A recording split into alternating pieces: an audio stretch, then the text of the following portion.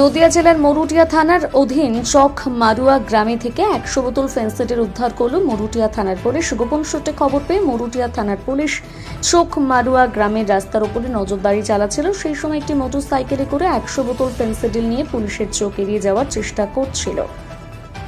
অবশেষে চোরা কারবারি পুলিশের চোখে ধুলো দিয়ে পালাতে সক্ষম হয়নি মরুটিয়া থানার বড়বাবু নির্মল দত্ত। বিশাল পুলিশ বাহিনী নিয়ে ঘটনাস্থলে আগে থেকেই মোতায়েন ছিলেন। সঙ্গে ছিলেন করিমপুর থানার আইসি ও তেহট্টের এসডিপিও। ওই ব্যক্তির কাছ থেকে 100 বোতল ফেন্সিডিল পায়, তখন ওই ব্যক্তিকে গ্রেপ্তার করে মরুটিয়া থানায় নিয়ে আসে। ওই ব্যক্তির নাম জুয়েল মোল্লা, বাড়ি মরুটিয়া থানার ব্রজনাথপুর গ্রামে। পুলিশ এনডিপিসি ধারায় মামলা রুজু করেছে ব্যক্তির বিরুদ্ধে। আজ তাকে কৃষ্ণনগর এনডিপিএস কোর্টে তোলা হয়েছে। পুলিশ 7 দিনের পিসি চেয়েছে কোর্টের কাছ থেকে। এই ঘটনায় সকল এলাকাবাসী মরুটিয়া থানাকে সাধুবাদ জানিয়েছে।